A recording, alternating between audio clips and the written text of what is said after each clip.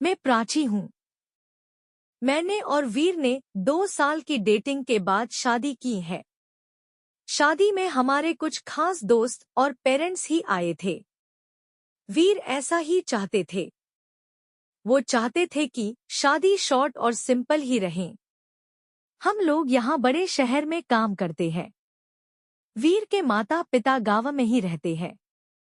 वीर ज्यादा गाँव जाते नहीं।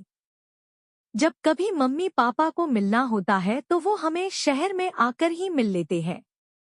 हमने एक छोटा सा घर भी यहाँ अभी लोन पर ले लिया है। शादी के चलते मैंने अभी नौकरी छोड़ रखी है। हमारा घर रोड के साइड में ही है। खिड़कियों से रोड दिखाई देती है। हमारे किचन की खिड़की से भी रोड दिखाई देती है। वीर का ऑफिस का टाइम सुबह 10 बजे का है। सुबह में वीर के लिए खाना बनाती हूँ। मेरी नज़र खिड़की के बाहर गई। रोड के दूसरी तरफ एक लड़की ज्यादा उम्र की नहीं थी, 20 की होंगी, हमारे घर की तरफ देखती रहती थी। पहले दिन मैंने सोचा कि कोई होंगी, लेकिन वो 4 से 5 दिन लगातार आती मुझे दिखाई दी। मेरे मन में सोचा कि जाकर उससे बात करूं, शायद किसी और घर समझकर हमारे घर की ओर देखती रहती होंगी। सुबह वीर सोए थे। वो फिर वही दूर खड़ी दिखाई फिर और हमारे घर की ओर देख रही थी। इस बार मैं बाहर गई, उसने आते मुझे अपनी ओर देखा और घबरा गई।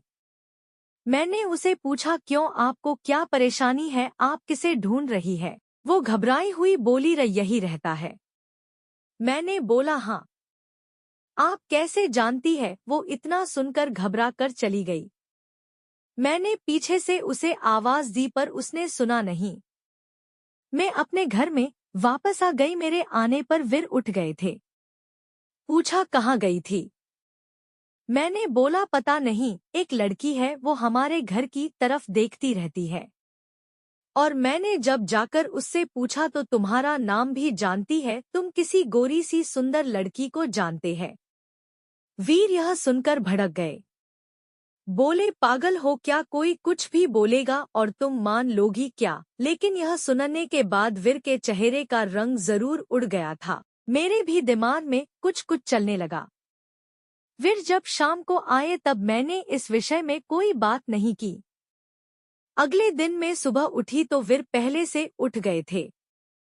मैं किचन में गई तो किचन की खिड़की लगी हुई थी और बड़ी मुश्किल से खोलने पर खुलती थी। मैं कोशिश कर रही थी लेकिन ऊपर वाली कुंडी मुझसे नहीं खुली। मैं हमेशा नीचे की कुंडी से खिड़की लगाती थी, लेकिन आज खिड़की की ऊपर वाली कुंडी भी लगी थी। मैंने कैसे भी कुंडी खोली और खिड़की खोली तो मैं देखकर हैरान रह गई। वीर उस लड़की से वहां जाकर उससे बात कर रहे थे। वो उस पर चिल्ला और गुस्सा हो रहे थे। लड़की रो रही थी और रवि ने उसे उंगली दिखाकर जाने को कहा। यह सब देखकर मैंने खिड़की बंद कर दी ताकि वीर को लगे नहीं कि मैंने उसे यह करते देखा है। वीर फिर घर में आ गए। मैंने ऐसे जताया जैसे कि मैंने कुछ देखा ही नहीं है। अब मुझे ना जाने कैसे कैसे ख्याल आने लगे। वीर मुझसे क्या छिपा रहा है? मेरे वीर से शादी करके कोई गलती तो नहीं? आखिर वो लड़की कौन है और रवि उस पे इतना गुस्सा क्यों हो रहे थे? वीर के जाने के बाद मैंने वीर के सारे दोस्तों को, जिन्हें मैं भी जानती थी, उन्हें फोन किया, लेकिन किसी को भी उस लड़की के बारे में नहीं पता था। मेरी समझ नहीं आ रहा था कि क्या हो रहा है। वीर से पूछना चाहती थी लेकिन मुझे पता था कि वो झूठ ही बोलेगा। उसके बाद मैंने उस लड़की को घर के आसपास नहीं देखा। यह सब सोचते सोचते मेरी तबीयत बिगड़ने लगी। रवि मुझे बोलता था कि क्या हुआ, अपना ख्याल रखो, डॉक्टर के पास जाओ, लेकिन अब मुझे उसकी बातें बिल्कुल अच्छी नहीं लग रही थी।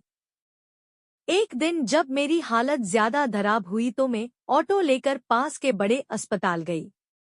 डॉक्टर से अपनी दवाई लेने के बाद मैं अस्पताल के पार्क में बैठी थी।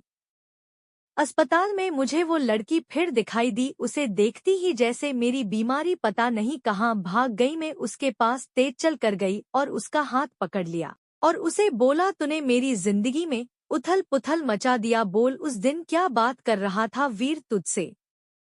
क्या रिश्ता है तेरा मेरे पति? फिर उसने मुझे जो बताया सुनकर मुझे लगा कि मेरा पति ऐसा है। उसने इतनी बड़ी बात मुझसे छिपाई। शाम को रवि जब मैं आए तब उस लड़की को अपने घर में देखकर चौंक गए। मैं भी उसके पास ही बैठी थी। वीर उसकी तरफ देखकर बोले कि अच्छा तो तूने इसे सब बता दिया, मना किया था दूर रहने को मेरी फैमिली से। मैंने बोला वीर शर्म करो, तुम इतने कठोर हो, अपनी सगी बहन की मदद नहीं कर रहे हो। वो लड़की संध्या थी, वीर की सगी बहन। उसने अपने पसंद के लड़के से शादी कर ली थी, इसलिए वीर और उसके परिवार ने उससे सारे रिश्ते तोड़ दिए थे। वीर ने कहा कि मेरी कोई बहन नहीं है। मैंने कहा इसका पति अस्पताल में है, इसे रुपयों की जरूरत है। बहन नहीं तो इंसानियत के नाते ही तुम्हें इसकी मदद करना थी।